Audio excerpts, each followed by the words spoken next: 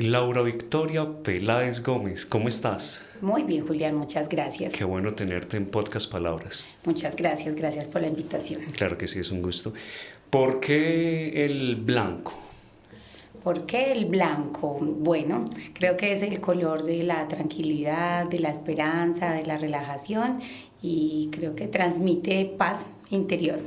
Sin embargo, hablábamos al principio que no exactamente es el blanco, ¿no? Sino como ciertos colores, una gama de colores que te gusta. Sí, bueno, creo que uno se logra identificar con algunos colores más que otros, sin embargo, soy del pensar de que todos los colores son hermosos y hacen parte de la naturaleza y cada uno nos aporta elementos importantes. O sea que para ti rojo no es peligro y el amarillo. No, solo que creo que sí hay algunas connotaciones sociales y que en algunos momentos se puede identificar, sin embargo, creo que en la vida todos los matices son necesarios. Eso está muy bien. ¿Cómo ha sido tu vida? Tu vida desde niña, ¿cómo ha sido el llegar hasta lo que hoy en día es Laura? Bueno, mi vida de niña creo que ha sido muy tranquila. Yo soy la hermana mayor, en mi casa solo somos dos, mi hermana y yo, pero los recuerdos que tengo de infancia son lindos. Yo crecí en una familia nuclear, papá, mamá, hermana. No, creo que son recuerdos muy lindos, una infancia tranquila, como la de un niño debería ser, ¿cierto? Con sus padres, con juegos, con atenciones. Entonces creo que mi vida de infancia transcurrió muy tranquila. ¿Muy de ciudad o del municipio? No, muy de pueblo. Yo nací en Río Sucio y más o menos a la edad de los 10, 11 meses nos fuimos a vivir a Guadas Caldas, entonces ha sido una vida de pueblo. Realmente, incluso después, más adelante, cuando tuve la posibilidad de emigrar, los cambios culturales son bastante fuertes. Como por ejemplo, ¿qué día te llegó a pasar? Bueno, por ejemplo, creo que en un pueblo la tranquilidad, ¿cierto? La cercanía. Tuve luego la posibilidad de emigrar hacia la ciudad de Medellín y el encontrarse ya con una ciudad totalmente grande fue un choque emocional grande, bastante fuerte. La cultura, la polución, el ruido, los carros, el ruido, y pues realmente de ser de casa, pasar ya a una ciudad tan grande fue de cambios y de transformaciones, pero creo que también de eso se trata la vida, de Claro. ir cambiando y evolucionando poco a poco. ¿A qué edad migraste a Medellín? Migré a Medellín alrededor de los 16 años, sola, sin mi mamá, sin mi papá, sin mi hermana, al enfrentarme ya a un contexto universitario, porque tuve la posibilidad de poder estudiar en una universidad, sin embargo, pues creo que todavía era un poco pequeña y allí ya los cambios se fueron dando para poder encontrar un proceso de formación académica. Ok, pero bueno, antes de llegar a Medellín dices que estabas en Aguadas, ¿no? En Aguadas. Ese es el municipio de los sombreros, ¿no? El pionono, el sombrero, la iraca, una cultura paisa muy hermosa. Para el que no lo sepa, pues allá los sombreros son de talla internacional, ¿no? Sí, sí, la verdad es que sí, es un pueblo muy encantador, ahorita es patrimonio cultural, es un pueblo frío, queda al norte de Caldas, pero es un pueblo bastante agradable. ¿Llegaste a aprender a hacer algo con iraca en el tiempo que estuviste allá, no? No tuve esa posibilidad. No. Porque es muy común, ¿no? Es muy común, sí, pero no, esa parte sí no la pude, la observé, sí, conozco algo del proceso, pero no he tenido la posibilidad de manipularlo, de poder elaborar artesanías con iraca. Ya, bueno, llegas a Medellín. ¿Y qué te encuentras en Medellín? ¿Qué vas a estudiar? Llego a Medellín con la ilusión, ¿sí?, de una joven universitaria que se le abrieron las posibilidades de poder estudiar. Inicié con la carrera de licenciatura en lenguas modernas. Allí también fue otro panorama distinto, ¿sí? En un pueblo, del pueblo cual, pues de donde yo vengo, El nivel del idioma es un nivel básico. Cuando ya nos enfrentamos a un contexto universitario con la idea de estudiar lenguas, bueno, allí también fue otro choque emocional un poco fuerte, porque bueno, allá ya se venía a perfeccionar un poco el idioma, entonces fue el ir aprendiendo en medio de las posibilidades. Allí en Medellín tuve la posibilidad de estar cuarto semestre en licenciatura, pero luego me di cuenta que no era la carrera que realmente quería para mi vida. ¿Pero te frustró el proceso? Mucho, fue un proceso un poco frustrante el no poder manejar de forma correcta el idioma, porque pasar de estar en un contexto de español a ya ver muchas materias en inglés donde los profes todo el tiempo eran nativos y te hablaban en el idioma inglés todo el tiempo, fue un poco frustrante, la verdad, sí. Y pues el rendimiento no era el óptimo porque debía tomar otros cursos alternos. Sin embargo, esa formación que se da de niños pues repercute un poco ya en la adquisición de una segunda lengua cuando ya estamos un poco más grandes. Bueno, conociendo que de eso vamos a hablar más rato, de a lo que te dedicas, lo que haces actualmente, y que estás en este momento en el contexto de la educación. Ajá. ¿Qué piensas en general? Porque pues obviamente en Colombia hay sector privado y sector público de la educación, pero ¿qué crees que impacto está teniendo en la sociedad de la formación de nuestros niños, adolescentes, cuando ya llegan a ese contexto o universitario internacional con una segunda lengua? Porque bien es que salgamos bien en las pruebas PISA, por ejemplo, no es que salgamos en eso, en ese tipo de pruebas con una segunda lengua.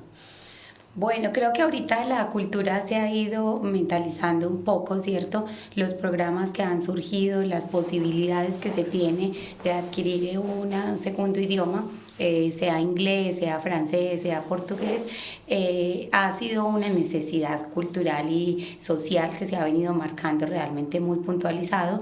Y yo que estoy desde este contexto educativo, siento que es de bastante importancia.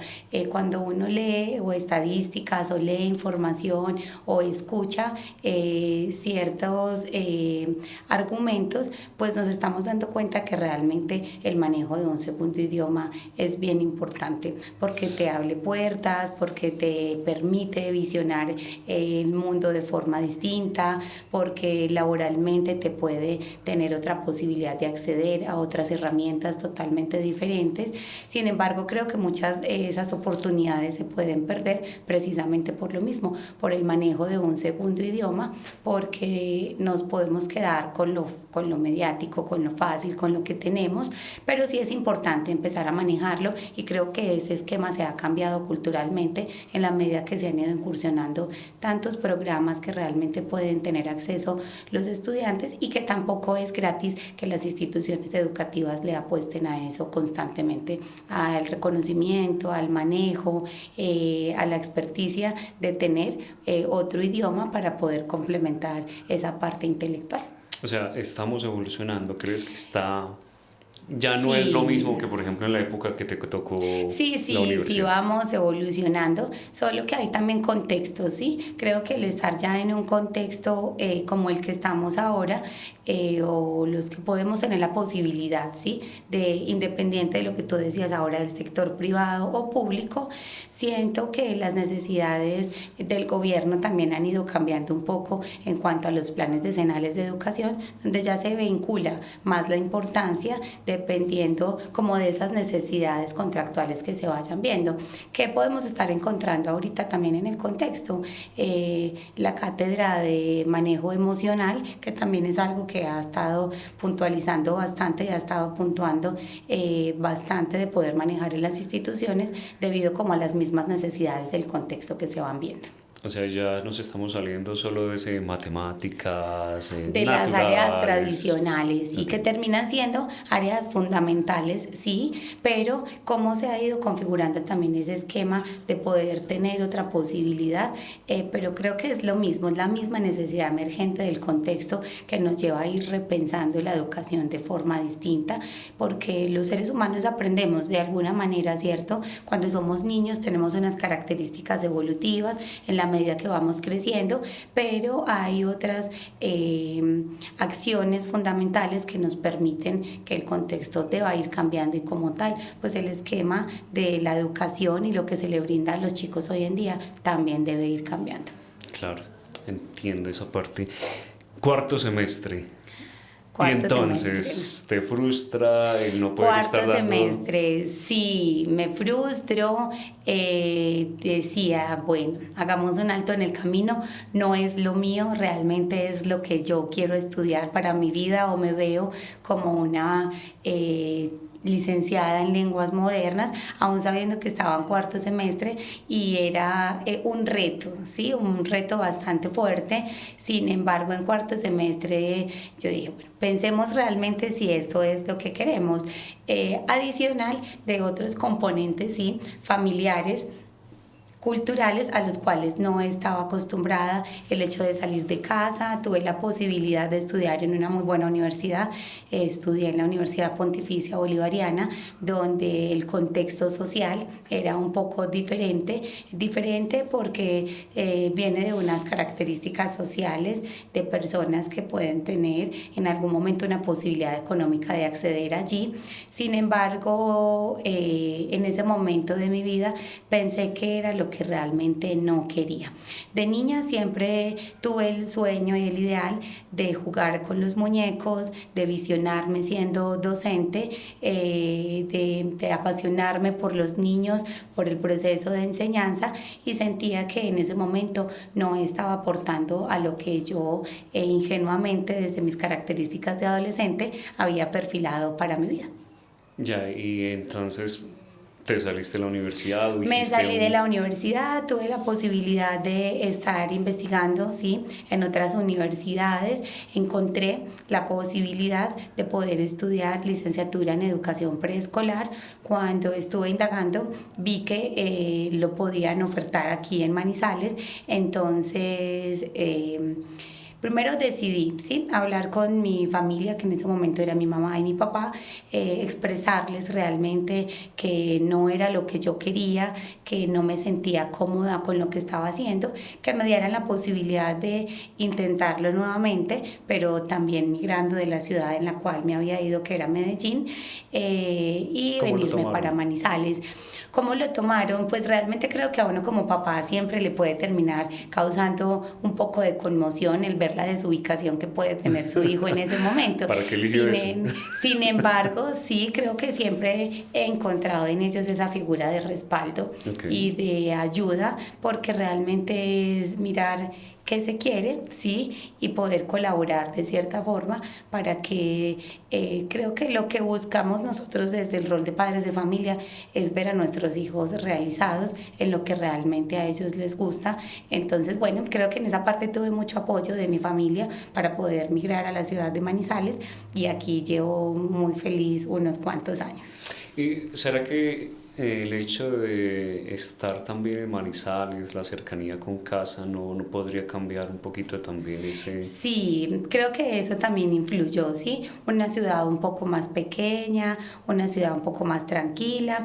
En cuanto a distancia del pueblo de donde vengo, realmente ambos lugares pueden tener una misma distancia, pero sí puede ser un ambiente acogedor más de casa. Sin embargo, yo te puedo decir que ahora que ya estoy desde otra visión y otro panorama totalmente diferente, pues Medellín sigue siendo una ciudad imponente para muchos aspectos. Sin embargo, este contexto manizaleño también es bastante agradable y creo que es el que me ha abierto la posibilidad de poder estar ahorita donde estoy y de haber logrado lo que estoy teniendo en este momento.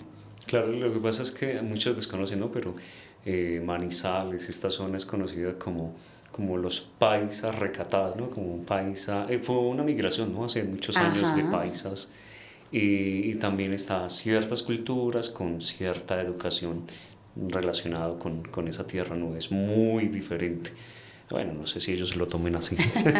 Sí, yo estoy segura que sí, creo que esos regionalismos han venido transformándose también un poco, pero sí podemos tener una cultura muy agradable en este momento. Ok, muy bien. Entonces, viniste a Vine a Manizales. Manizales, tuve la posibilidad de ingresar en la universidad, como ya había adelantado un poco lo que Ujú. había hecho en Medellín, entonces no debí empezar de cero. Tuve la posibilidad de ingresar a sexto semestre por la validación de algunas materias y aquí inicié el proceso de educación preescolar de forma satisfactoria, muy contenta, muy satisfecha con lo que había elegido. En la universidad también colmó como con las expectativas académicas y educativas las cuales estaba buscando y me di cuenta que esta vez sí estaba en el lugar correcto, en algo que me apasionaba realmente. Ok, muy bien. ¿Cuánto tiempo estuviste en esta carrera? En la carrera estuve 2 años y medio porque ya me Por la habían convalidación. validado, ajá. Aparte de que en Aguadas terminé el proceso de normal, pero tuve la posibilidad de hacer 2 años más de normalista superior, entonces era un campo que ya llevaba ganado, entonces la convalidación, por lo cual solamente hice 2 años, es decir, 4 semestres para finalizar el proceso de la carrera. Bueno, eso lo habíamos saltado, no sabíamos que era más normalista. Normalista superior. ¿Qué es ser normalista, no? ¿Qué es ser Porque normalista superior? Las escuelas normales ofrecen la posibilidad de hacer el bachillerato como todas las instituciones, pero tienen una profundización en pedagogía y educación para aquellas personas que deseen fortalecer esa habilidad de ser maestro y ofrecen 2 años adicionales que se llama usualmente ciclo complementario o 12 y 13, que es una formación especial en pedagogía y didáctica para formar maestros, formadores de formadores. ok, muy bien. ¿Y esa experiencia para ti fue buena? La normal, sí, sí, fue muy buena, porque terminamos graduándonos muy jóvenes es que vemos las características hoy en día de chicos de 15 años que se están graduando, pero terminamos siendo un poco inmaduros en ese proceso donde iniciamos nuestro proyecto de vida, pero no sabemos qué es lo que queremos. Allí tuve la posibilidad de estar 2 años más, entonces esa formación sirvió para maduración emocional, para maduración y crecimiento intelectual y tuve un poco más de herramientas para poderme enfrentar ya a un contexto universitario. Muy bien. Terminas la carrera.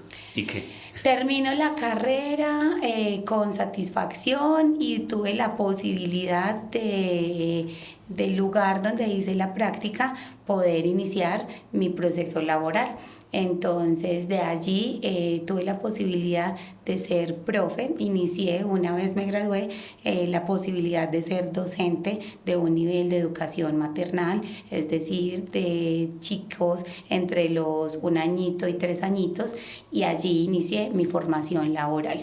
Estuve en ese lugar muy feliz porque fue mi escuela de formación, realmente una cosa es el contexto académico, la formación intelectual y otra cosa es ya estar en el campo de la praxis y poder poner en conocimiento y en práctica todas esas habilidades que tú has adquirido a lo largo de la carrera y donde encuentras ahí también unos paradigmas de lo teórico y lo práctico y cómo poder entonces enfrentar algunas problemáticas que se viven en el aula de clase que no están escritas en la parte teórica, pero que es muy emocionante poder iniciar esa experiencia laboral, aún siendo joven, pero poder trabajar en lo que a ti te gusta, en lo que a ti te apasiona, pues es también otra posibilidad muy distinta.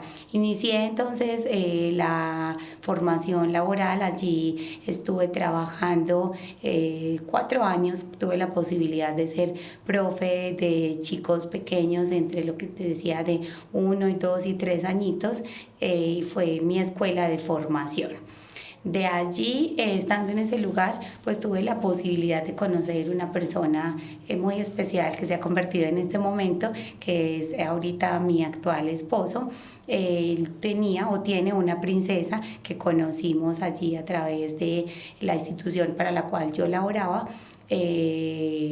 Con una historia de vida también hermosísima y muy particular, un hombre viudo con una princesita muy pequeña, en el cual tuvimos la posibilidad de irnos conociendo un poco más, y de allí entonces surgió el ideal de poder tener un proyecto en común, y el proyecto en común era tener o soñar con una institución propia como lo es un jardín infantil, y que hoy tengo la posibilidad de decir que tenemos o tengo el privilegio de ser la directora del Jardín Infantil Madagascar. Que es muy bonito, por cierto, ya lo Es un conozco, lugar muy bonito, hermoso, agradable. es un lugar soñado, me encanta lo que hago, me apasiona mucho poder brindar esos procesos de formación. Madagascar está próximo a cumplir 10 años de estar funcionando, Ya estamos va a entrar en la ubicados, adolescencia. ya vamos a estar en la adolescencia, un proyecto hermoso inspirado realmente desde un sueño personal, y que con la colaboración de una persona muy especial pues tuve la oportunidad de ir sacando adelante, y que ahorita ya es un sueño muy consolidado, es un proyecto de vida muy consolidado que tenemos en este momento. Qué bueno. ¿Qué hace que digan el sistema hay que tener toda una carrera, una profesión para enseñarle a los chiquis, a los pequeños? ¿Cuál es la diferenciación? O sea, ¿qué es lo que ustedes tienen de diferente al resto del que enseña en colegio, a los profesores de colegio, universitarios, que tienen que dedicar toda una profesión a esto? O sea, ¿qué se le enseña a un niño de 1 año, de 2 años, de 3 años? Porque obviamente no están todavía ni en temas ni de leer ni de escribir, pero entonces, ¿por qué es llamado educación? Bueno, allí hay unos aspectos interesantes, muy hermosos. Cuando se estudia educación, tú tienes la posibilidad abierta de poder laborar en instituciones educativas, hasta chicos de educación básica primaria, que usualmente vamos hasta quinto de primaria. Ya el componente de educación preescolar tiene algunas distinciones, más precisamente, por ejemplo, en el campo en el cual yo me desenvuelvo, que tenemos niveles maternales y niveles ya de educación formal. Maternal llamamos a todos aquellos chiquis pequeños, sí, nenes entre los 4 meses y los 5 años, donde son maternales. ¿Por qué maternales? Como su nombre lo dice, porque vienen todavía de un proceso de estar en casa, de un proceso muy familiar, y donde no es fácil aprender a ir soltando a los chiquis tan pequeños en un contexto educativo. Ya de chicos entre 4 y 5 y 6 años ya inicia un proceso de educación formal distinto, donde ya hacemos parte del contexto educativo, el que conocemos actualmente. Cuando nosotros estudiamos educación preescolar, se ven diferentes áreas del desarrollo donde nos permiten conocer un poco más a profundidad lo que es el niño en sus primeras etapas de vida, es decir, la primera infancia desde los 0 a los 6 años, y empezamos a conocer más allá. Conocemos entonces la parte del desarrollo emocional, la parte del desarrollo cognitivo, cómo va evolucionando el nené con diferentes características, que si bien hay algo que está escrito en la literatura, pero que nosotros mismos conocemos que cada uno de nuestros nenes va teniendo una evolución totalmente diferente. ¿Qué hacemos desde el campo de educación? Es estimular las diferentes áreas del desarrollo a partir de unos elementos, de algunos conocimientos teóricos que ya se tiene de cómo aprende el niño, cómo se desarrolla el niño, y de las etapas fundamentales que cada uno de nosotros ha venido pasando, que ha sido pues constituido universalmente el nacer, el crecer, el gatear, el caminar, y eso es lo que nosotros hacemos desde educación que pretendemos ofertar. Sin embargo, lo que tú dices es muy cierto, no es centrarnos en la lectura y en la escritura, sino en esos primeros años de vida. Pero cuando yo tuve la posibilidad de configurar Madagascar, lo visioné siempre desde una perspectiva distinta, no desde simplemente el cuidado, sino aportar un poco más allá, y me ha parecido que la premisa con la cual nosotros iniciamos este hermoso proyecto es la felicidad, es el desarrollo integral, es el compartir y generar esos lazos de socialización con sus pares académicos, porque pienso que la lectura, la escritura y otros procesos que vienen acordes en la medida que los chicos van creciendo, pues son cosas que el mismo contexto nos va dando y que la misma naturaleza del niño lo va a ir creando. Entonces, en este momento, las características del contexto educativo han ido evolucionando poco a poco. Sin embargo, el ideal de una institución educativa, más que cuidado, que en este momento también tenemos otros aspectos que emergen en que las familias deban recurrir a una institución educativa para el proceso de formación de sus hijos, el tiempo, el trabajo, la red de apoyo. Pienso que desde la institución se deben fortalecer aspectos fundamentales, el que ser felices, el crecer sanos, el poder tener la posibilidad de jugar y de compartir con sus pares académicos. ¿Cómo trabajan ustedes eso de ser feliz? ¿Cómo trabajamos nosotros el hecho de ser feliz? Bueno, ser feliz, eso es una pregunta difícil, porque Sí. creo que la felicidad es muy utópica Sí. y se ve desde muchos puntos de vista. Sin embargo, si hay algo más hermoso y encantador es trabajar con niños. Los niños son hermosos, ellos de por sí vienen con unas características de felicidad, que ellos tienen inocencia, tienen risas, tienen ocurrencias. Entonces, ¿cómo propiciar la felicidad? Creo que a través del amor. El amor, la paciencia, la entrega y las diferentes actividades que se pueden realizar mediadas por el juego como el elemento dinamizador de los procesos de aprendizaje. Nuestros chiquis son muy felices en un contexto amplio con buenos elementos de estimulación, y de esa forma propiciamos la felicidad de ellos. Yo soy padre y entiendo lo que es decir amo a mi hijo y transmito el amor a mi hijo. Entiendo que la persona que soñó el proyecto y trabajó por él, pues dice, sí, claro, amo, ¿cierto?, este proceso. Pero ¿cómo hace uno para contratar personal y tener personal a su cargo? Porque no puedes cuidar todos los grupos, no puedes tener todos los grupos a tu cargo. Y transmitir eso de vamos a hacerlos felices y vamos a hacerlo con amor. Porque me imagino que no son asignaturas que vieron ustedes en la universidad. Ajá.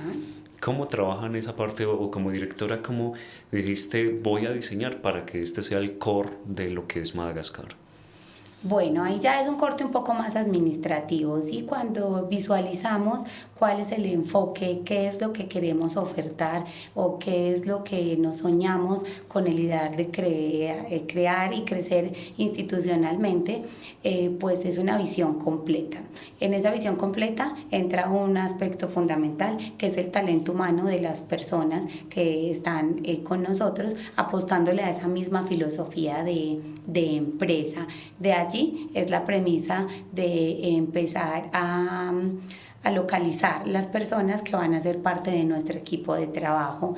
El proceso de selección es un proceso también muy hermoso, porque nos permite conocer diferentes personalidades, porque nos permite conocer diferentes perspectivas desde las visiones de profe, porque todas ellas configuran la educación de forma distinta, teniendo un eje central que son los niños. Entonces, cuando uno inicia el proceso de selección docente, deben ser personas que estén alineadas con los principios y con la filosofía institucional, que se adentren a lo que es el proyecto educativo y a lo que nosotros soñamos como institución, para poder permear eso también con nuestros estudiantes y las familias. Entonces creo que esa configuración de docente también nace desde un instinto maternal, y con el tiempo y la trayectoria que nosotros venimos llevando, también hemos ido identificando algunas características de profes o de personas del talento humano que estén con nosotros apostándole realmente a ello, ¿sí? A nuestra filosofía de trabajo, a cómo configuramos al estudiante y a qué es lo que pretendemos, tanto emocional como académica, como de formación, que nuestros padres también confían en nosotros. Entiendo que en una empresa, digamos, donde se necesite alguien técnico, pues la prueba de conocimiento va muy enfocada por ese lado, ¿cierto? De conocer piezas, de medidas. Pero la pregunta que es, ¿cómo califican o cómo selecciona en el proceso de selección? Dice uno, si esta profe sí tiene una característica que pueda realmente transmitir ese amor que quiere transmitir Madagascar.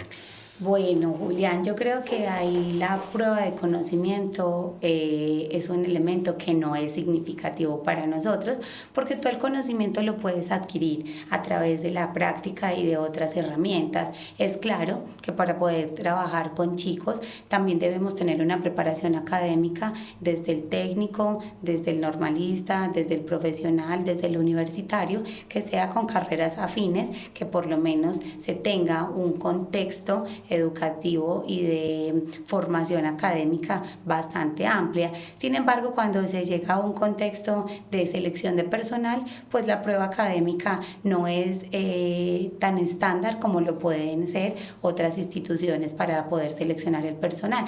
Aquí se hace directamente creo que es una intuición, una característica de observación muy hermosa. La experiencia, ¿no? También. Sí, creo que lo puede ir llevando, además cuando ya están en práctica. ¿Sí? Nosotros hacemos un proceso de que dejamos que la profe intervenga en algunas sesiones para ir observando cuál ha sido ese desarrollo, y cuando tú logras hacer lo que estamos haciendo hoy, hablando, contando desde historias, pues uno también logra escuchar y permear si realmente es una persona que nos puede aportar a esa filosofía que nosotros creemos, porque también se ha tenido la creencia de que trabajar con niños es algo fácil, es solamente ir a jugar, o también se escucha el tabú social donde decimos, pero si es una carrera que no tiene que ver con matemáticas, física y química, que puede ser el talón de Aquiles para muchas personas. Pero créeme que no es una tarea tampoco tan fácil, es de mucho cuidado, es de mucha vocación. Esa es la palabra que define realmente lo que nosotros buscamos, personas con vocación. Trabajar con niños es de vocación, es de amor, es de algo que nazca porque tú tienes que tener vocación para trabajar con personitas tan pequeñas, donde tú muchas veces no entiendes la necesidad del infante, pero tú tratas de buscar muchas alternativas para que ellos se sientan muy bien en muchos contextos. Lastimosamente, socialmente se han venido presentando algunas situaciones difíciles, ¿sí? En contextos educativos, donde tenemos casos que no son bastante agradables, pero allí está el cuidado, y muchas veces la intuición y las corazonadas pues no terminan siendo suficientes. Sin embargo, creo que en ese ir haciendo diariamente es cuando se va configurando esa familia que terminamos siendo para nuestros príncipes y princesas, que si bien permanecen gran tiempo del día, de la semana, del año, de los meses, compartiendo con nosotros. Bueno, tú decías vocación, pero también decías cuidado. Y eso es algo que a mí me llamaba bastante la atención con estos lugares, con estos centros. Y es, decías, desde los 4 o 6 meses. Desde los 4 meses, niveles maternales a la cuna. Es una edad todavía donde se pueden ahogar con su propia saliva. O sea, ¿cómo le dan manejo a eso? Porque es una responsabilidad demasiado grande, ¿no? Yo diría que nada más por el hecho de la responsabilidad que se tiene, nada más ahí ya se paga lo que cobren. Es una responsabilidad muy alta. Nadie quiere que le entreguen su hijo ni golpeado, ni rayado, ni ahogado, ni en otras condiciones. Sí, la verdad es que sí, es una responsabilidad bastante amplia. Sin embargo, nosotros, o bueno, las instituciones deben ser muy cuidadosas también con la parte del número de estudiantes que se reciben. Está bien que los padres de familia, lo que tú decías ahorita, creo que nunca será suficiente pagar para que nos puedan cuidar de forma exitosa, como si lo fueran brazos de mamá o de papá, a las instituciones educativas, pero uno debe ser muy consciente de que la capacidad del talento humano también no es abusar ni tampoco tener un flujo de estudiantes bastante altos por aula de clase, porque ellos demandan mucho tiempo, mucho cuidado, mucha atención. Entonces es estar prácticamente todo el tiempo poniéndole atención a nuestros estudiantes, porque ellos son incansables, porque ellos son observadores, porque ellos son inquietos, porque ellos son curiosos, porque ellos quieren explorar su mundo totalmente, y para lo que un adulto puede ser algo que no es común, para nuestros chiquis todo es común, ellos todo lo quieren hacer. Entonces, ¿cómo minimizar de forma exagerada el riesgo? Cómo poder atender a sus necesidades también de formas muy particulares, pero cómo velar por esa seguridad de los estudiantes siempre es una premisa que debe estar muy latente en esos procesos y que se debe instaurar en cada una de las personas que trabajan con nosotros, porque es eso, es la vida, es el tesoro, es el corazón, es el alma de muchas familias que en este momento están con nosotros y que han confiado en nosotros para su proceso, porque no es fácil entregar sus hijos de 4 o 5 meses que no hablan en personas que realmente no somos conocidos para ellos, pero como en el paso del tiempo nos vamos configurando en esa red de apoyo, de confianza, de seguridad que se le va brindando a las familias, donde podemos estar tranquilos en que el lugar que elegimos para la formación de nuestros hijos sea el correcto. Bueno, muchos podrán decir, pero ¿cómo se le ocurre ir a dejar el bebé 4 meses? Pero también la licencia maternal es que se les acaba, ¿no? Se les Las acaba. condiciones laborales y sociales han cambiado un poco. Adicional de lo que hemos logrado estudiar familiarmente, es que muchas de nuestras familias no tienen esa red de apoyo suficiente para poder dejar a sus hijitos al cuidado de terceros. Terceros, pues llamo a un abuelo, a una familiar. Vemos que hoy en día las familias tienden a ser un poco más solas. Entonces, sí, socialmente y muchas veces se dice, pero ¿cómo se te ocurre? Y un nene tan pequeño, pero las necesidades económicas y laborales han venido cambiando también día a día. Cuando le dejan a uno un bebé de 4 meses, ¿cuál es el camino a seguir? ¿Qué hay que hacer por un bebé de 4 meses? Pues aparte de alimentarlo, limpiarlo, ¿qué otras cosas más le van dando en un lugar donde lo cuidan? Bueno, ellos son la ternurita. Creo que es la semilla, es esa semilla que nosotros, desde la visión de empresa, es la semilla que nosotros vamos construyendo, porque es el potencial del chiqui que va a ir creciendo y paulatinamente año tras año va a ir pasando y evolucionando a cada uno de los niveles que nosotros ofertamos a nivel de empresa.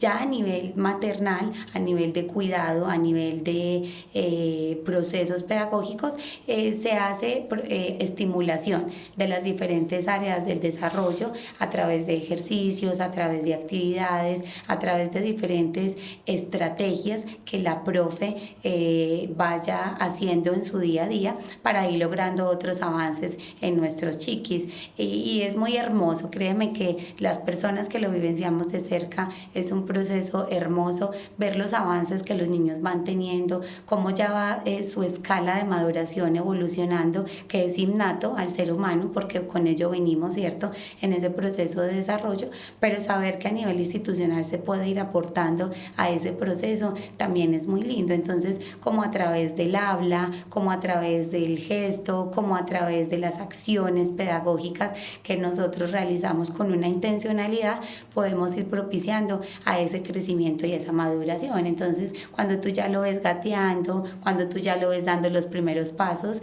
es muy hermoso hermoso y muy satisfactorio ver cada uno de los avances que nuestros hermosos pequeñitos van teniendo, porque como te digo, dicen la guardería, me causa un poco de, te lo voy a decir sinceramente, molestia, porque guardería en términos, cuando tú logras mirar etimológicamente la palabra guardería, termina siendo guardar, como tú lo decías, o antes era configurado, y si tú miras en otro contexto, se logra ver como un parqueadero, guardería, un parqueadero de niños. No, es que nosotros no somos parqueadero, tampoco somos solamente un proceso asistencial, téngamelo, guárdemelo, que yo ahorita vengo por él. No, entonces por eso cuando dicen, ¿tienes una guardería? No, yo no tengo una guardería, tengo un jardín infantil, un centro de formación diferente, donde no somos parqueadero de niños, ni tampoco guardamos estudiantes, al contrario, amamos y formamos estudiantes, y tampoco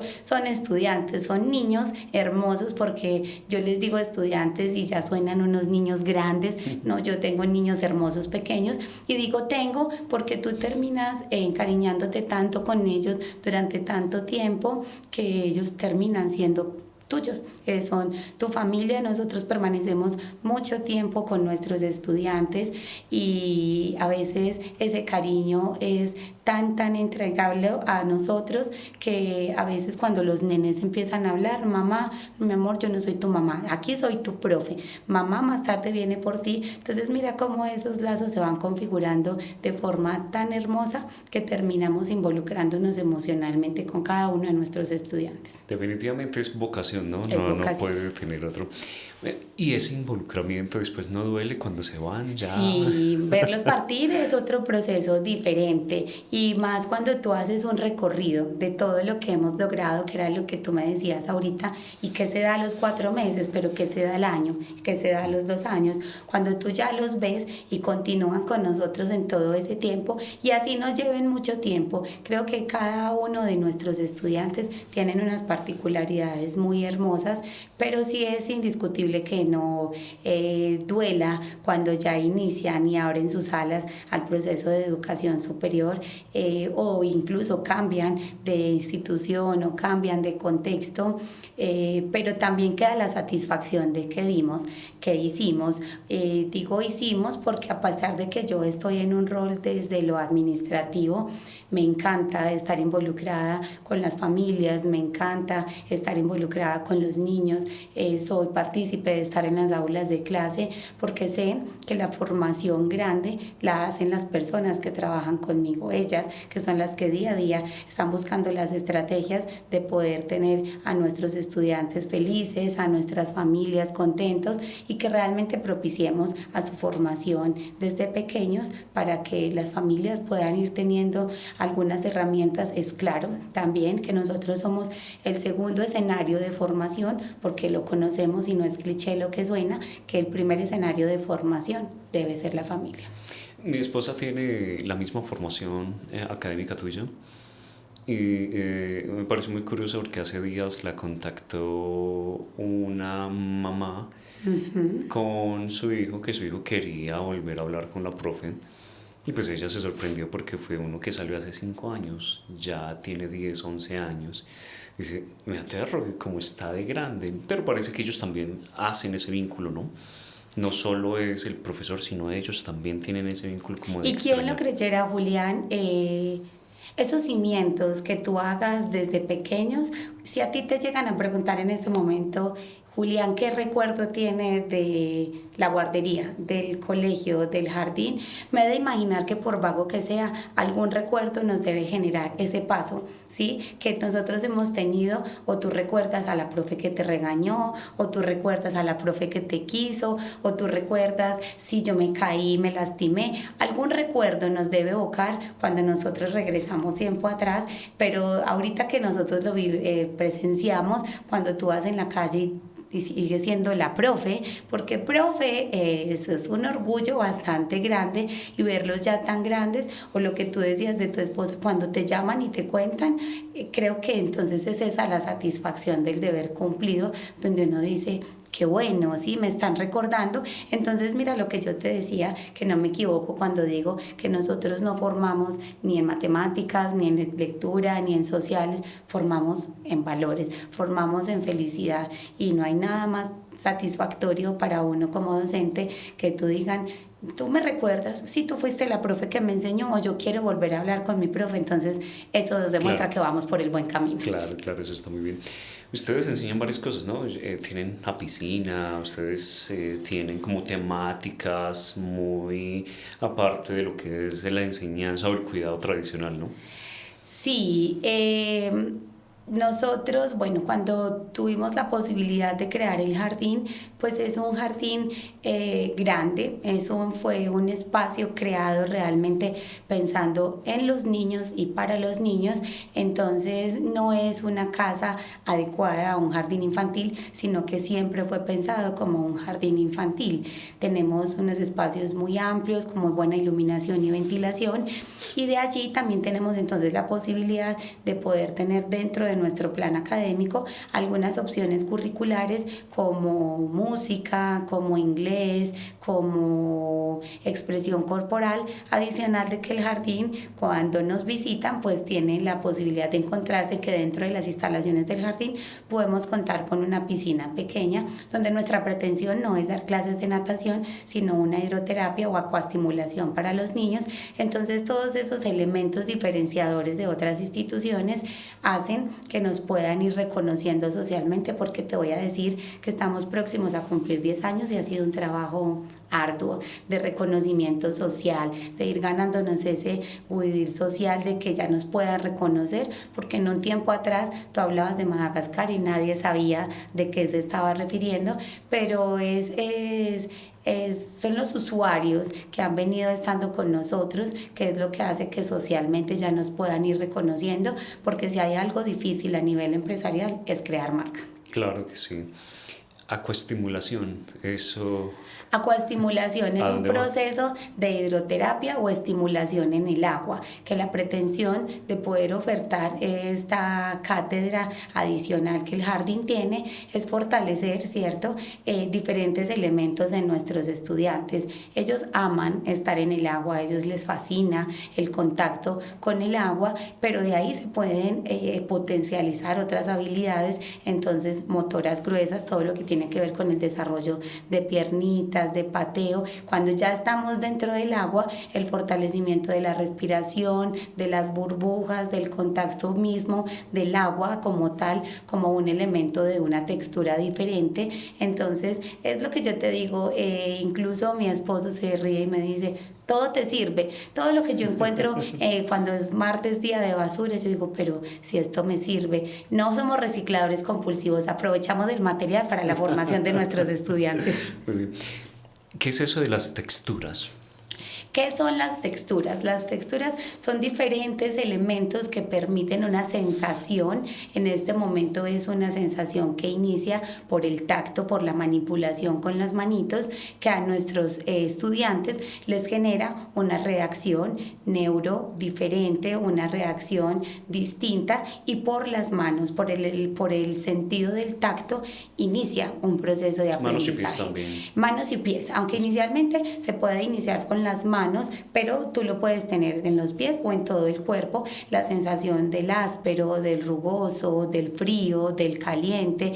Ahí inician muchos de los procesos de aprendizaje de nuestros estudiantes. ¿Por qué es importante? Porque es importante el manejo de texturas, porque por el manejo del mismo tacto, sí, los chicos van teniendo la percepción de ir identificando otros elementos diferentes. Entonces, a través del tacto, sea con las manitos, sea con los piecitos, sea con el cuerpo, se empiezan a generar unas sensaciones neuro diferentes, se empiezan a generar otros estímulos para los estudiantes distintos, donde el chico va aprendiendo de forma distinta. Incluso el modelo que nosotros tenemos en este momento en el jardín es el modelo de María Montessori, una persona que nos ha permitido focalizar la educación desde el método que ella propone y va mucho desde lo que el niño puede hacer, sentir, explorar, crear, que es diferente porque hoy en día el contexto también es un poco distinto en que el niño pueda aprender a generar ese aprendizaje a través de lo que ve, de lo que escucha, de lo que huele y de lo que toca. Y yo he tenido la oportunidad de ver en ocasiones lo que hacen. A veces cambian como de temática y hacen celebraciones. He visto pues como personajes o como contando historias también. También alguna vez vi, no sé si era un tema o de bomberos o que traían un caballito. ¿Eso por qué? ¿Por qué incluirlo en el proceso? Eso porque incluirlo en el proceso, porque nuestros estudiantes aprenden a través de la manipulación real y concreta de los elementos, porque desde el modelo que nosotros tenemos configurados es la aproximación que el niño tenga con elementos reales. Entre más real sea su acercamiento con el aprendizaje, más consideramos que el niño puede configurar significativamente un saber o un concepto.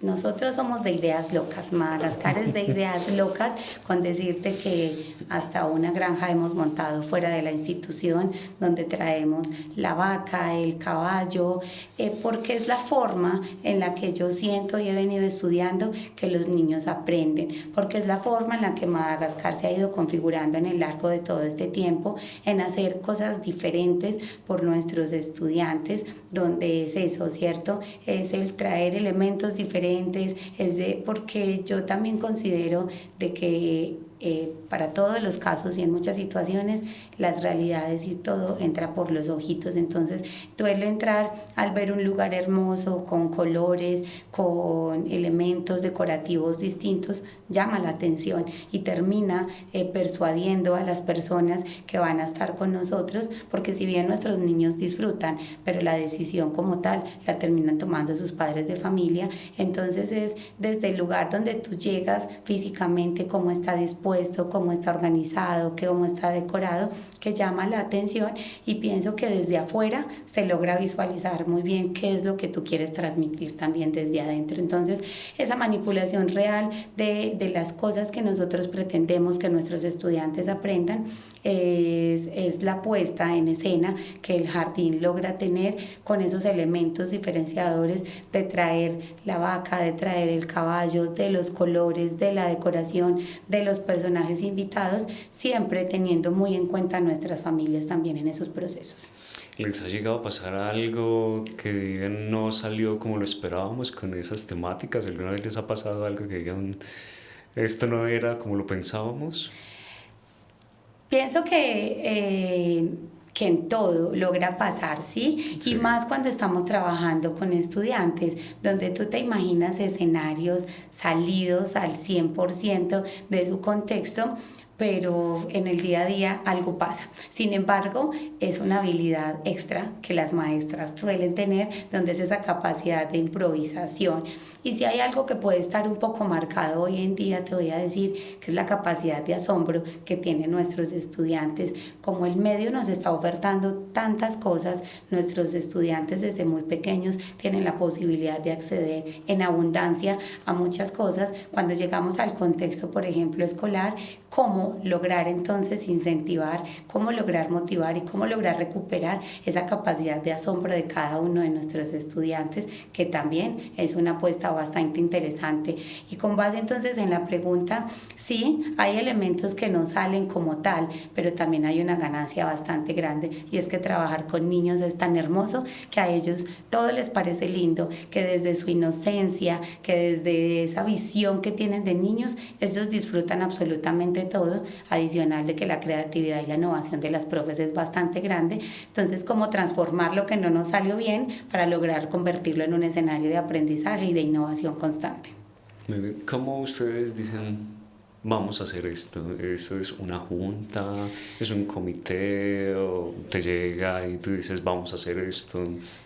Bueno, como yo soy soñadora y yo soy Sí, de ideas también muy locas, sin embargo yo no lo hago solo, creo que con el equipo de trabajo nosotros hemos configurado algunos elementos, como tal el jardín tiene varios estamentos de participación, tenemos el consejo de padres, tenemos el consejo directivo, tenemos el consejo académico, pero ya las actividades institucionales se logran hacer o las hemos logrado hacer ahorita con la experiencia que hemos venido teniendo, y se hace en equipo.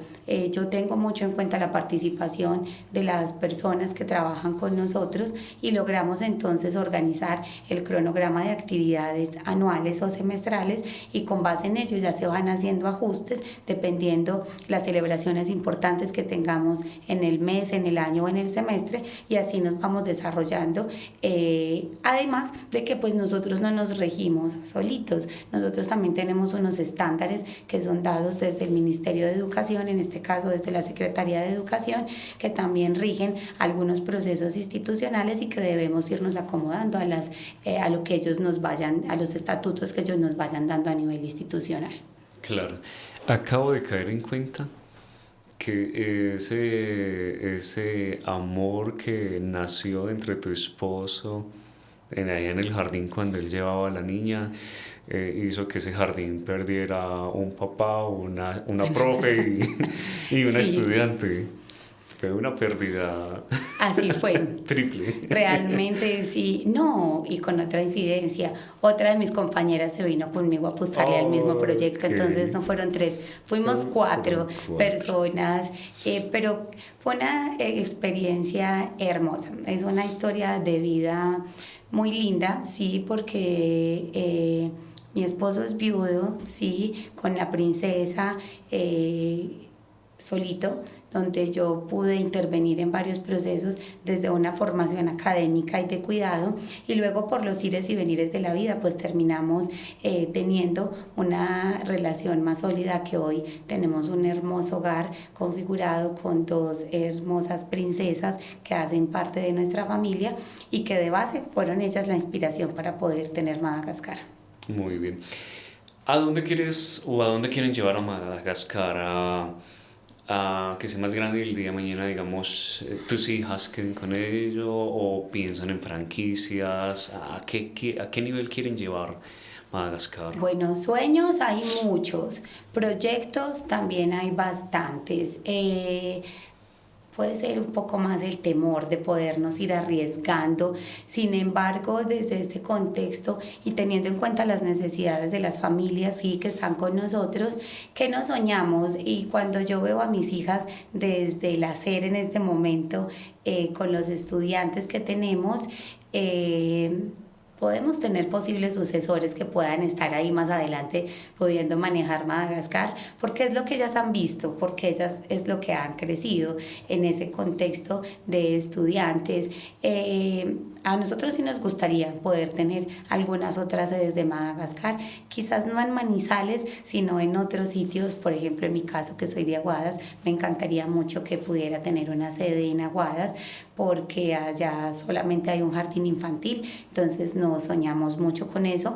Y a nivel institucional, poder ofertar otros programas académicos, que no es una idea que nosotros hemos echado en saco roto, sino que podemos ir cristalizando poco a poco.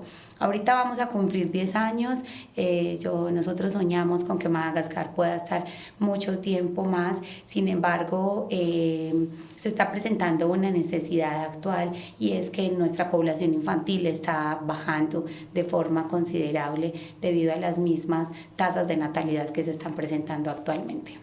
¿Y qué hacer contra eso? ¿Y qué hacer contra eso? Yo soy partidaria de que los niños no se van a acabar tan fácil, de que por lo menos vamos a tener un tiempo más, personas que quieran apostarle a seguir teniendo familia, así las tasas de natalidad pues vayan bajando puntualmente. Sin embargo, creo que es reinventarnos con lo que podemos tener, es mirar entonces qué más seguimos ofertando, porque si seguimos viendo desde la carencia que no tenemos estudiantes, que la población va bajando, que las necesidades de competencia, que las necesidades económicas van bajando, aumentando y van disminuyendo y van cambiando, ¿cómo no podernos transformar nosotros también a nivel institucional?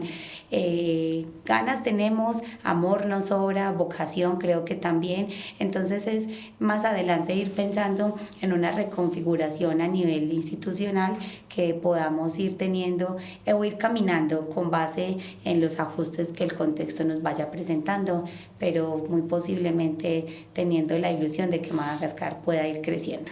Hoy en día los hogares jóvenes, sobre todo las parejas jóvenes, es muy del perro y el gatico.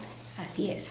Y el miedo a tener, no sé si es el miedo o es estamos tan ocupados y tenemos nuestro trabajo y todavía podemos viajar y pasear que no tenemos hijos.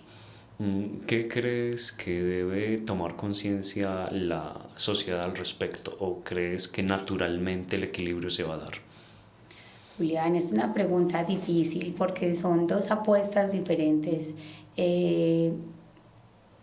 Los esquemas de vida de las personas, desde lo que yo logro observar, han cambiado, ¿sí? Y esos factores pues no ha sido tampoco que hayan surgido de la noche a la mañana. Creo que la parte económica es un factor bastante importante, los cambios sociales que hemos venido teniendo desde una perspectiva muy personal también ha influenciado en que cuando tú hablas con otras personas, ellos hayan cambiado un poco la visión de tener familia, de configurar familia en este momento. Entonces son muchas razones por las cuales las personas hoy en día no quieren tener hijitos. Siento que socialmente pueden tener algunas evoluciones, sin embargo hay configuraciones de familia y que vienen muy asociadas a lo que tú quieres formar desde tu proyecto de vida, que termina siendo un poco más complejo esa postura de decidir tener o no tener hijitos. Y sí, es un paradigma que se está encontrando ahorita bastante grande, es que muchas de la necesidad de tener hijos estamos teniendo ahorita mascotas y las mascotas las estamos humanizando tanto que ya son parte esencial de nuestra familia, terminan convirtiéndose en nuestros hijos. Entonces, quizás a nivel psicológico eso entra a suplir de cierta manera o a minimizar o a dopar Sí, a la persona de, venga, no, realmente necesito es tener un hijo. sí pienso que eso psicológicamente termina afectando, pero era lo que te decía, muy desde la configuración del esquema de proyecto de vida que tú estás haciendo en este momento y lo que se escucha que los chicos incluso hoy en día hay otras apuestas, ¿sí? El viajar, el conocer, el experimentar, el salir, que hace que muchas de las visiones que se configuren de tener hijitos pues vayan cambiando un poco. Es que el hijo no me permite hacer tal, es que el hijo no me permite llegar a, o es que el hecho de tener un hijo no me permite seguir con. Es como la visión o lo que se escucha, que es lo que puede estar frenando que las personas puedan tomar la decisión de no tener hijos, adicional de, no sé, será miedo a una responsabilidad mayor. Yo tengo algunos conocidos, unos que anhelan tener hijos y dicen no lo tengo porque no es el momento económico, cuando cambia de empleo y han cambiado de empleo y dicen no porque falta otra cosa y ahí van poco a poco. No, en esa parte creo que hay un miedo en las condiciones cambiantes de la estabilidad económica. Y otros que dicen no, al momento que pueda me hago, se me olvida el término, La vasectomía. la vasectomía y de una vez, jóvenes, muy jóvenes, Sí. 18, 19 años. Sí, pienso yo también lo mismo, además de que, bueno, de que los temas de crianza tampoco son tan fáciles. Tienen retos. Realmente, sí, y retos bastante grandes y creo adicional de, no sé, de las características culturales también que se están viviendo, donde la libertad, donde todo es permitido, donde en un mundo con tantas posibilidades, pues termina asustando un poco también ese proceso realmente de tener familia. Yo hubo alguno que le dije, ¿no será que tienen miedo a la responsabilidad? Me dijo, no, antes estoy siendo responsable. Ellos se ven a sí mismos responsables porque lo primero que dicen es, ¿a qué traigo un niño a sufrir? Pero entonces esa es la pregunta, ¿realmente los niños vienen a sufrir o es uno el que hace el entorno para que ellos sufran o no como padre? Desde una perspectiva muy personal, yo opino que puede ser esa parte. Cada uno de nosotros no decide dónde nacer, ni en qué contexto nacer, porque eso son cosas que la misma naturaleza lo va dando, o las diferentes creencias, los que son católicos, los que tienen creencias religiosas, la forma en la que nacemos no la conocemos, no decidimos a qué familia poder pertenecer. Sin embargo, somos nosotros, los adultos, los que sí podemos ir haciendo un mundo, un contexto, un entorno diferente. Yo escucho socialmente, incluso pues desde el ámbito educativo en el que yo me desenvuelvo, que pesar de los niños, pienso que no es que pesar de los niños, pienso es qué es lo que nosotros como adultos estamos haciendo para que nuestros niños puedan tener comportamientos diferentes. Pero es lo que yo te digo, es el cúmulo de tantas reacciones que estamos teniendo en el ambiente, que son tantos los estímulos que recibimos de tantas partes, que a veces no logramos establecer, y porque no es fácil, las personas que somos papás entendemos que no es fácil cómo atender a tantas necesidades a la vez, ¿sí? Entonces y nadie, no conozco ningún papito que venga con el manual de cómo educar bien o no bien a tu hijo, pero desde ahí vamos lo otro, qué es permitido, qué no es permitido, qué es bien y qué es mal. ¿Qué es educar bien? Por ejemplo, ¿qué es educar bien? Antes hablábamos de educar bien desde valores, ¿sí? Desde formación en casa, pero es lo mismo que hablábamos ahorita, y la felicidad. Entonces, ¿desde qué pautas, desde qué criterios creo yo que estoy educando bien a mis hijos? O entonces yo lo quiero hacer con lo que hicieron conmigo. Bueno, son temas delicados que hay que tocar con pinzas, y que si seguimos ahondando en muchas personas y hiciéramos una encuesta, pues vamos a encontrar respuestas miles, porque siento yo que es algo que puede ser muy personal, la forma en la que tú crees que para ti educar a tu hijo está bien o no está bien. El acercamiento que hice a ustedes lo hice primero por tu esposo y le pregunté, le dije, bueno, que cuál de los dos era para poderlo entrevistar y me dijo, no, yo solo soy el de mantenimiento. Pero esto en forma jocosa. ¿Qué ha sido él en el eje de construir este sueño? Porque aunque él está también en la educación, pero en otro entorno, ¿cómo ha sido él en la apuesta contigo? Bien, Diego ha sido una persona fundamental, si bien él es docente, pero él es docente de otro contexto, él es docente universitario, ha sido un pilar fundamental, él ha sido como ese cimiento para que Madagascar vaya creciendo. Sin embargo, siempre fue muy claro, muy enfático, donde él me dijo, no tengo conocimiento de niños, yo te apoyo en otros elementos, pero mi formación directa no es con niños tan pequeños, mi formación es ya hacer de un contexto universitario. ¿Cuál es el rol entonces que él ejerce acá? Aparte del de mantenimiento, es como él lo dice jocosamente. Es de verdad, ese sí es verdad. Es la persona, además de mantenimiento, como él lo dice, de estar pendiente de aquellos elementos que nosotros requerimos a nivel institucional, porque en el contexto en el cual nosotros nos envolvemos somos mujeres, gran parte del personal que está con nosotros somos mujeres, entonces a veces el de mantenimiento se requiere constantemente, pero adicional de eso es una figura administrativa, donde es un apoyo desde la parte administrativa en algunos elementos muy puntuales, de financieros, de organización, y porque me parece que es una persona que puede tener una visión externa. Nosotros desde la visión de educadoras somos muy soñadoras, somos muy visionarias y a veces no medimos, ¿sí?, el alcance de las acciones que nosotros queremos llevar a cabo, donde yo te decía, de ideas muy locas, de traer el elefante y colocarlo allí porque es lo que nosotros nos soñamos para nuestros estudiantes, pero él es desde la visión, desde calma, debemos ir con despacio, podemos ir haciendo otras cosas, de una persona un poco más centrada desde una visión externa, sin dejar obviamente de aportar al contexto interno, sino desde una visión de papá, desde un rol externo, de una persona que está visionando y viendo el funcionamiento desde una parte, desde otra perspectiva, pero siempre apoyando realmente las labores. Sin embargo, pues la persona encargada directamente puedo ser yo.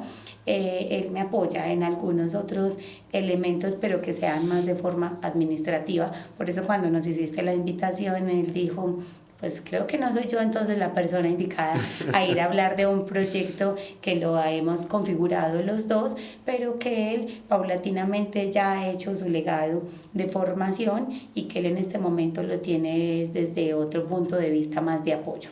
Pero él es muy activo, ¿no? En fotos, hasta a veces en las dinámicas, Él es él se muy vincula. activo, él es una persona muy participativa en los procesos institucionales, él es del disfraz, él es de participar, él es nuestro Papá Noel, él es el de los chazos, él es el del Ok. agua, él es la persona que ayuda en muchas labores, pero cuando de estar en la institución se trata, es muy comprometido a participar y así lo ven también las familias. Incluso es muy hermoso cuando vamos por la calle y lo que decíamos ahorita, el rol de allá va la profe, mamá, allá va don Diego, y las mamás dicen, ¿y quién es don Diego? Pues el esposo de la directora, porque muchas veces ni las mamás conocen cuál es el nombre, pero él ya lo empieza a configurar. Incluso esta semana una anécdota hermosa, habían unos 3 chiquis jugando en el parque y le decía, juguemos, y entonces le decía al otro chiqui, ¿a qué jugamos? A que yo soy don Diego y tú eres doña Laura. Y entonces yo los escuchaba y les decía, ¿y qué hace don Diego?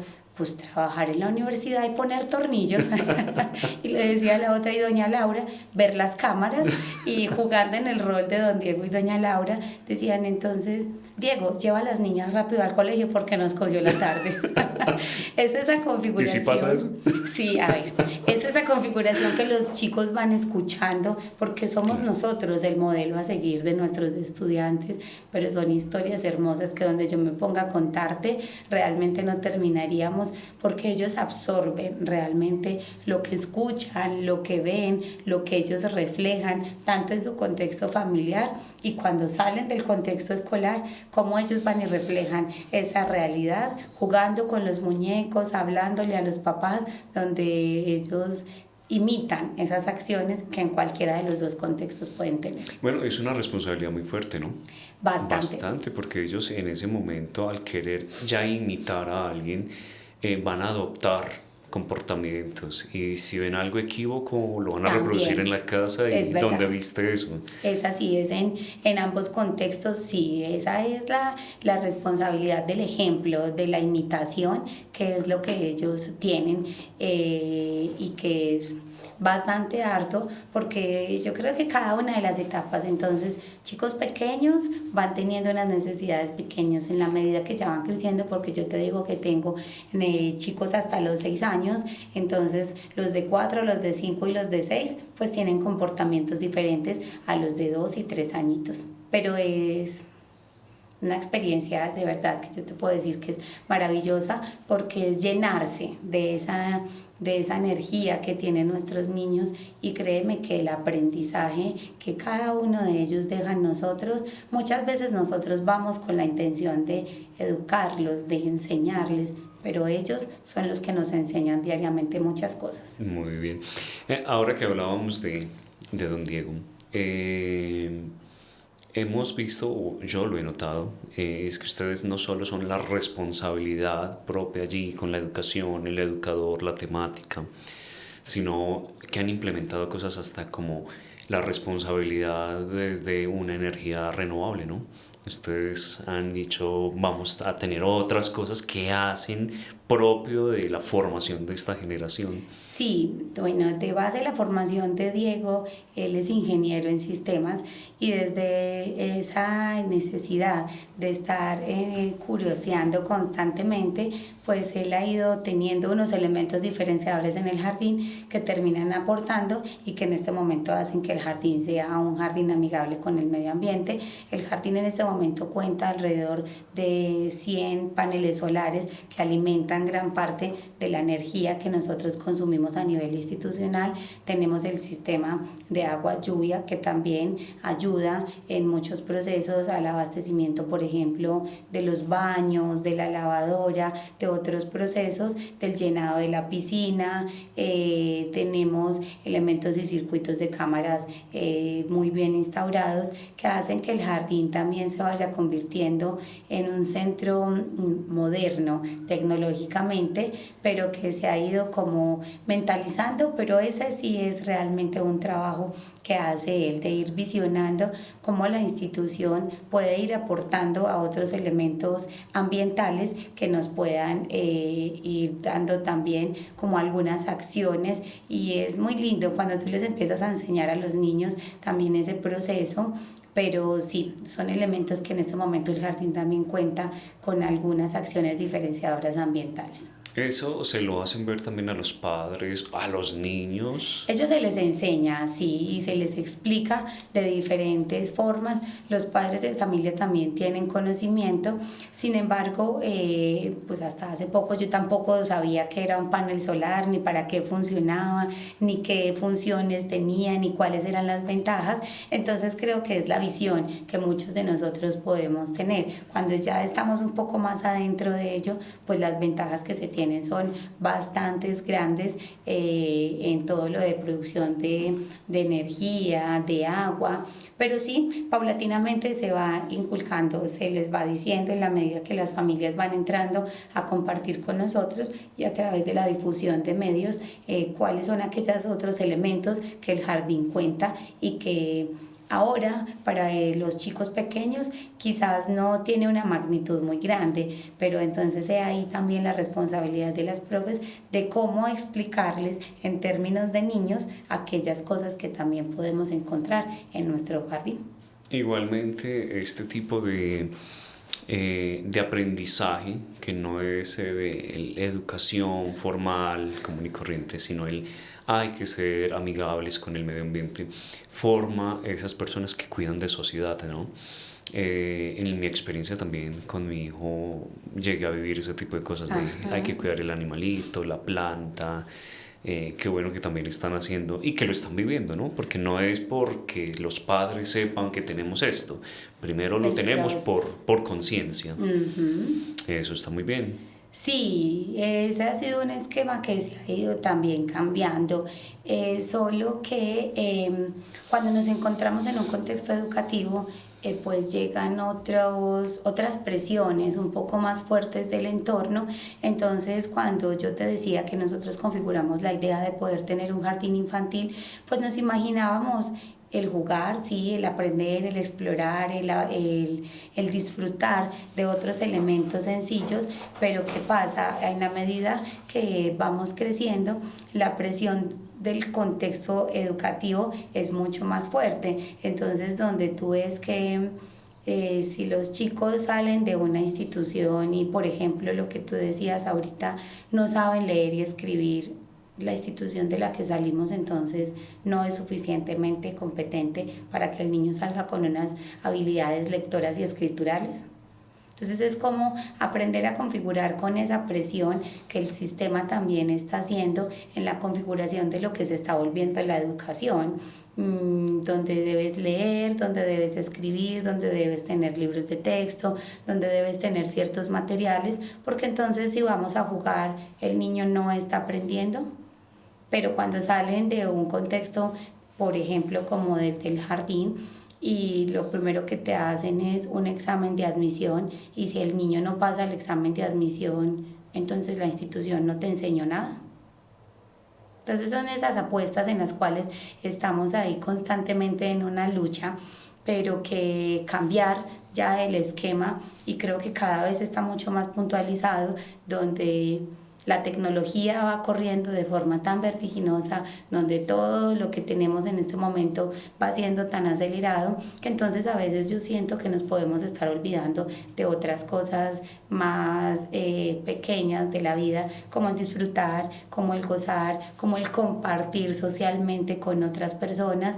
Incluso cuando tú llegas a un aula: profe, y este año aprenden a leer y a escribir. Entonces es más la necesidad, ¿cierto?, que tenemos, o también es otra premisa importante: ¿por qué decidimos tener a nuestros hijos en un jardín? ¿Qué le apostamos? Que sea feliz, que comparta, que disfrute, o la premisa de que yo lo voy a matricular a una institución para que aprenda a leer y a escribir. Claro, lo que pasa es que uno no anda pensando normalmente en educación, va posterior a aprender a ser feliz, ¿no? Es lo que normalmente no se conocía en esta forma o en esta cultura de educación. Sin embargo, cuando ve unos ejemplos de países como Dinamarca, uno ve que ellos trabajan bastante el tema de duerma lo suficiente, llegue y haga lo que lo haga feliz, aprenda algo manual, y hasta en el colegio, en grados de colegio, todavía no, primero es la técnica, la parte manual, aprenda algo de arte. Sí, Mm, pero pienso yo que vamos muy rápido, el mundo va muy rápido, estamos siendo muy acelerados en muchos procesos, entonces debemos estar en la onda constantemente de irnos involucrando en todo lo que va tan rápido, tan rápido, tan rápido, que a veces nos olvidamos. Yo pienso que a veces las cosas se van haciendo tan mecánicamente que nos olvidamos de otros aspectos sencillos y aplican todo. Vamos muy rápido, vamos muy acelerados en todos estos cambios, y entonces si no cambiamos, el cambio nos cambia. ¿O qué vamos haciendo entonces para ir estando corriendo en la misma premura que los mismos cambios se van dando? Pero bueno, creo que ahí está entonces la capacidad de adaptabilidad del ser humano, de ir teniendo todas estas posibilidades. Sin embargo, yo pienso que a veces no es tan divertido encontrar ese montón de presiones de ir corriendo tan rápido, porque hay elementos más esenciales de la vida que requieren un poco más de calma, de mesura, pero entonces no, debemos hacerlo ya, debemos adquirirlo ya. Y si tú miras así lo que decías ahorita, por ejemplo, de la educación de Dinamarca, y comparamos un proceso educativo de otros países, pues uno dice: estamos muy atrás, o estamos entonces, o cómo vamos en esos otros procesos que no podemos tener, a diferencia de un país desarrollado o de otros contextos educativos distintos. Sin embargo, bueno, yo soy muy partidaria de pensar de que hay cosas, y decir que los chicos hoy están naciendo con unas habilidades muy distintas, y tú escuchas coloquialmente hablar a la gente: es que ellos ya nacen con un chip distinto. Con un chip, sí. Eso es lo que tú escuchas, con un chip distinto. Pues no es del todo descabellado, y no es un chip, es el mismo contexto de estimulación, ¿sí? Es lo mismo a lo que estamos expuestos hoy, que debemos ir caminando en la medida que las cosas vayan avanzando. Hablando de vienen con un chip y temas de estimulación que han cambiado, coloquémosle nombre a eso, es pantallas, ¿sí? Sobre todo. ¿Qué piensas de eso como educadora, como persona que tiene a su cargo esa responsabilidad de los primeros años? ¿Crees que eso afecta, no afecta? En eso hay opiniones divididas. Unos dicen sí, otros dicen no. Pero ¿qué crees de la exposición a las pantallas con niños que están empezando a descubrir? Bueno, ¿qué pienso? Yo pienso que la tecnología no es mala. Sí, sí está hecha en este momento, y si las personas, y si está puesta a nuestro servicio, es porque nos pretende de alguna forma facilitar la vida en muchos aspectos. Pienso que es malo es el uso que nosotros estamos haciendo de ellos. Todos los elementos en exceso terminan siendo perjudiciales. Ahora más enfocado como al contexto en el cual yo me desenvuelvo, que son los estudiantes, pienso que esa compensación de tiempo que hoy tenemos nosotros como familia, sí, lo digo también desde perspectivas muy personales, desde el rol de mamá, vemos la necesidad de apaciguar el tiempo que quizás muchas veces no tenemos para nuestros hijos a través de una pantalla. Está llorando, pantalla. Entonces no quiere comer, pongámosle la pantalla. Yo estoy ocupado en una reunión, pongámosle la pantalla. La pantalla como tal no es mala. ¿Qué es lo que están viendo? ¿Cuánto tiempo permanecen en las pantallas? ¿Qué pretende tener una pantalla? ¿O qué pasa cerebralmente a nivel de cognición de un niño frente a una pantalla mucho tiempo? ¿Cuál es el tiempo prudente en que un niño debe ver pantallas? Pero incluso los niños nacen, ¿sí? Siendo muy pequeños, y uno escucha, no, es que mientras yo me baño lo voy a dejar en la cama escuchando un video. Pero entonces eso que empieza a generar a nivel de cognición y neuronal en nuestros chiquis desde tan pequeños, se sobreestimulan. ¿O qué pasa entonces en el cerebrito de esos chicos a través de una pantalla? Cuando no la tienen, también qué pasa con ellos. Entonces sí siento que es el uso exagerado que nosotros le estamos dando a los chicos frente a una pantalla, y lo que no nos percatamos como padres de familia es lo que las pantallas están generando después en nuestros estudiantes. La pantalla es un vicio. La pantalla puede convertirse en una enfermedad en el momento que tú la tengas, que hemos presentado casos. ¿Cuál es la reacción adversa que estamos recibiendo de parte de nuestros chicos? Enojo, frustración, rabia, depresión, angustia, porque ya están tan acostumbrados cerebralmente a una pantalla que terminan generando una dependencia de ella para comer, para dormir, pero tú me lo prometiste, pero tú me lo dijiste. Entonces creo que más es esa habilidad que nosotros debemos tener como padres de familia, de volverlo un aliado bueno, ¿sí? De hacer un buen uso de ello, limitado y frente a unas características y unos patrones de visualización un poco estrictos y supervisados. Pero entonces, ¿quién nos dice cuál es el tiempo prudente? Bueno, eso, literatura existe, ¿cierto? Sí. Si tú hablas desde la parte psicológica, también existen algunas otras condiciones que te pueden ir diciendo cuál sería el tiempo prudente Pero la para literatura una no se coloca de pantalla. acuerdo. Hay unos que dicen 1 hora puede ser prudente, otros dicen no, Media hora, 15 minutos. deberían llegar a los 8 o 10 años sin ver pantallas, sin ni siquiera verlas. Entonces, ¿Qué puede pasar ahí, cierto? ¿O cuál sería de pronto una herramienta fundamental? Configuraciones de pauta de crianza en casa, sí, tener normas muy establecidas, pero que todos al interior de la casa podamos tener el mismo esquema. Vamos a ver en casa 15 o 10 minutos que se pueda respetar, vamos a ver en casa, además porque las características de nuestros chicos todas son distintas, ¿sí? Entonces, de manera personal, a mis hijas, por ejemplo, la pantalla después de las 7 de la noche la sobreestimulaba de una forma tan increíble que les costaba conciliar el sueño, y aún dormidas, ellas soñaban con lo que estaban viendo en ese momento en una pantalla, hasta que empezamos a hacer el análisis, pero ¿por qué? ¿Qué pasa? Logramos descubrir que era la pantalla, incluso un mismo programa infantil que a ellas las estaba estimulando antes de acostarse, donde su sistema límbico y neuronal pues funcionaba después de las 7 de la noche de forma diferente, que todas las neuronas de ellas adentro se conectaban, pero era para hacer caos porque ellas eran estimuladas totalmente.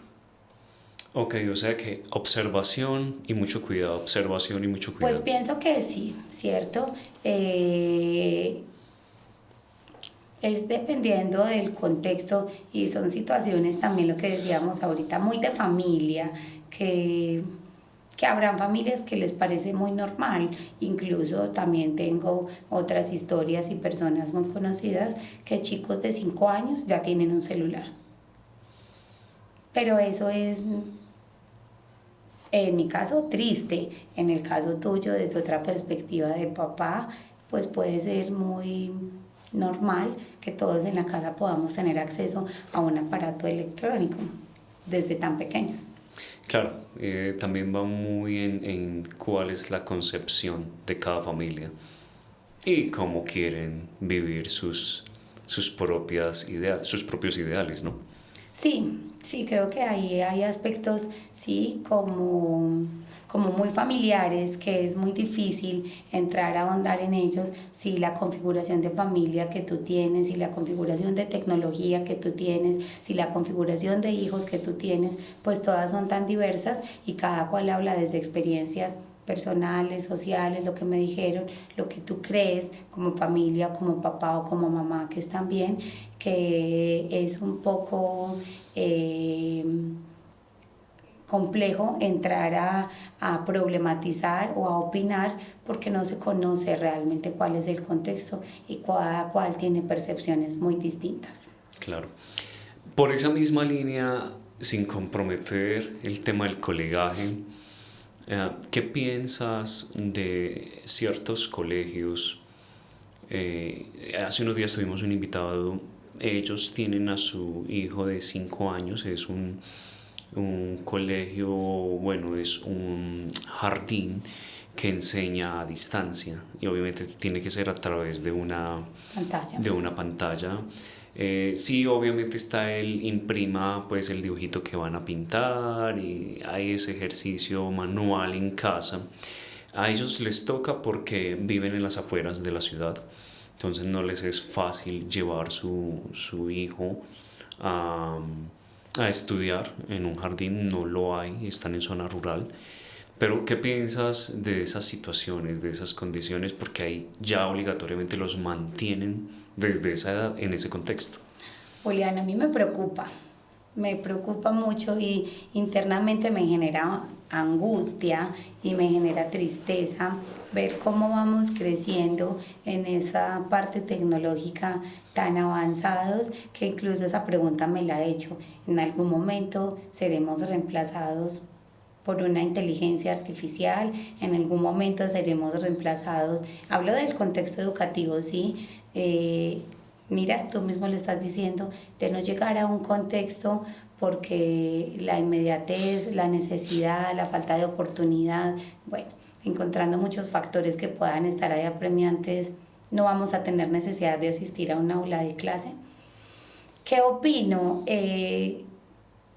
Pues me parece triste, sí, que estemos llegando a esas opciones porque, vuelvo y repito, cuando yo te decía que configuré la idea o configuramos la idea de institución, no es precisamente la parte académica.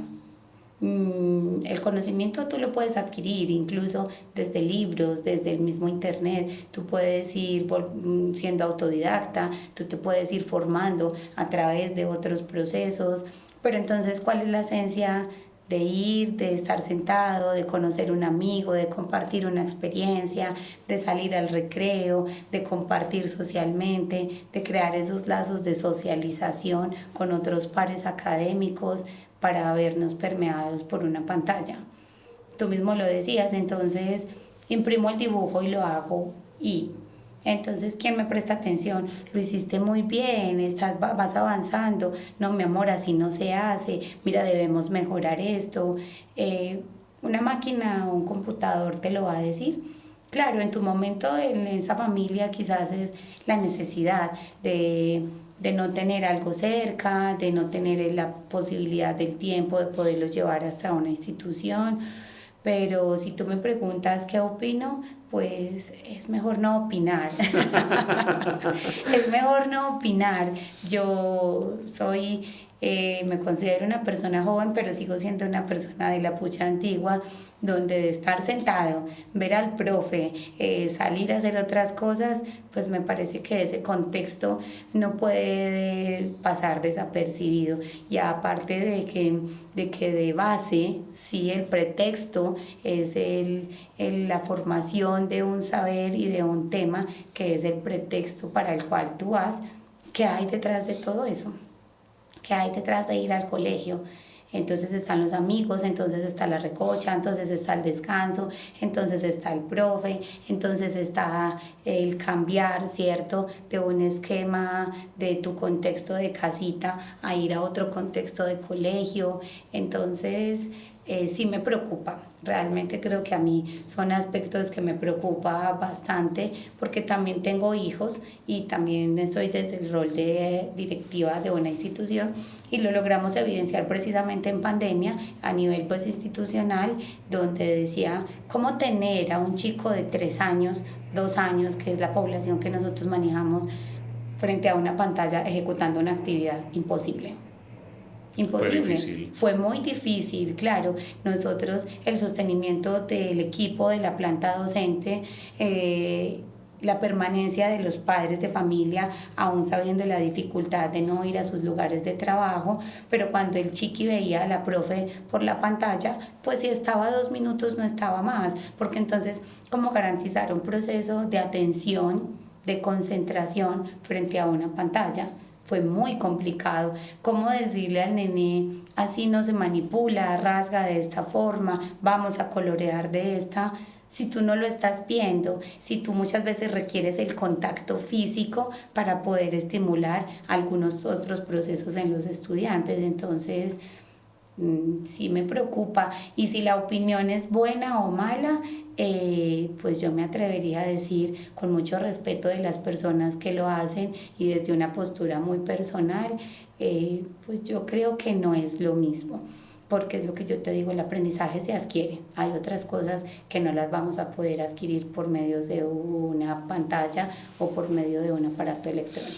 Y parece ser también que no solo necesitamos salir con el compañerito a recreo y jugar, sino también competir. Me quedo mejor o compararse con el otro, así no parezca, pero eso hace que esa interacción social desarrolle esa capacidad de ser competitivo, de lograr Ajá. otras cosas que quizás no van a estar allá. Y porque además es la realidad, ¿sí? Cuando tú sales a un mundo laboral, ¿qué vemos? Sí, Competitividad, ¿sí? Cuando estamos en un contexto diferente social, ¿qué vemos? Competitividad. Y porque cuando tú sales de casa, de ese nidito de amor que pretendemos tener en casa con mamá y papá, donde pretendemos que no nos pase nada, no vamos a poder lograrlo toda la vida porque debemos salir al mundo exterior y el mundo exterior está rodeado de qué, de contaminación, de amigos, de polución, de energía, de normas, de límites. Entonces, ¿cómo los estamos preparando para enfrentarnos también a otro contexto social? claro, hay muchas cosas que involucra ese tipo de procesos. No solo el del aprendizaje, ¿no? Porque el del aprendizaje es solo un componente más. Y por sí mismo el niño, si tú miras a los 5 o 6 años, él ya va a tener la curiosidad de decir, ¿qué dice ahí? El mismo sistema de crecimiento y de formación que los seres humanos evolutivamente vamos teniendo, hay cosas que es claro que si no se estimula no los vamos a lograr, que si no tenemos un acompañamiento no lo vamos a lograr de forma óptima, pero hay cosas que en la vida, y si no, pongámonos a pensar tiempo atrás, muchas de las familias que no tenían la posibilidad de acceder a un sistema educativo y hoy en día son nuestras mamás, son nuestras abuelas, son nuestros familiares, ¿el mundo se los ha comido? No. Entonces si tú no sabes leer, ¿qué pasa? Si tú no sabes escribir, el mundo sigue, tú buscas la forma de desenvolverte y desarrollarte de forma distinta, pero socialmente sigues incursionando y sigues siendo hábil para otras cosas. Y quizás en este momento alguien le enseñó a escribir su nombre y ya lo hace, pero tú ya estás convertido en un adulto y has tenido la forma de desarrollarte socialmente desde otras formas. Entonces, ¿a qué voy con esto? Y la conclusión para mí es esa.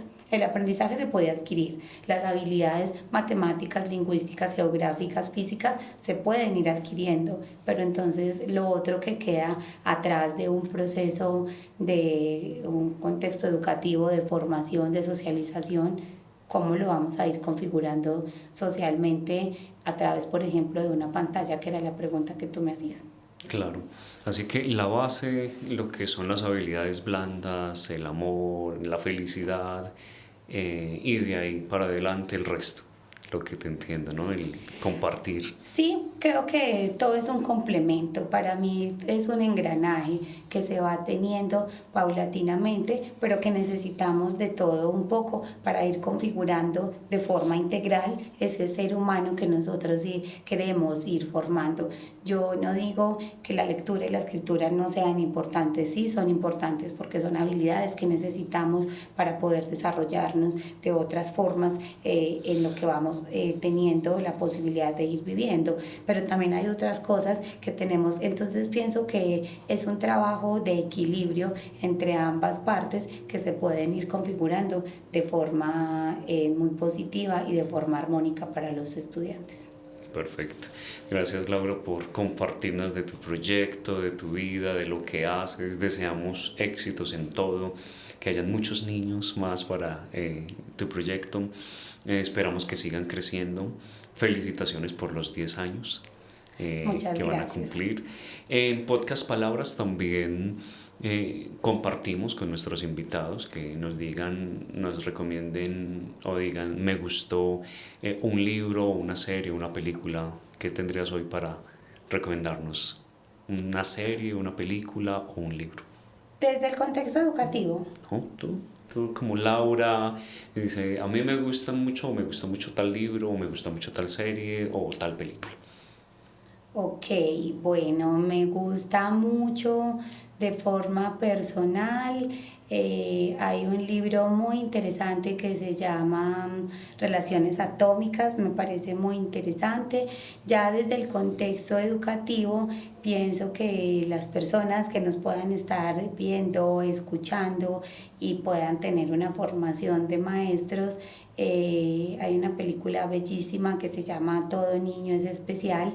Esa es muy linda, que termina mostrándonos desde este campo que nosotros desarrollamos cuál es el verdadero sentido de la educación y cuál es el rol que nosotros desde formadores de formadores debemos ir teniendo esa visión de que primero es el ser humano antes de cualquier otra situación.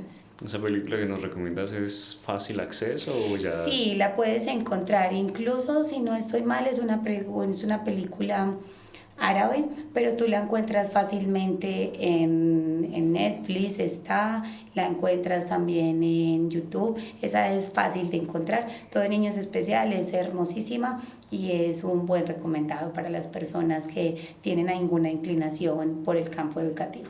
Perfecto, muchas gracias, Laura, gracias por venir, por estar con nosotros. Gracias a ustedes, Julián, por la invitación. Me encanta ser partícipe de todas esas historias de vida. Gracias por permitirme estar aquí y compartir humildemente la historia de vida y la historia de Madagascar. Esperamos que todo siga muy bien y que lo sigan disfrutando, que sigan avanzando. Muchas gracias.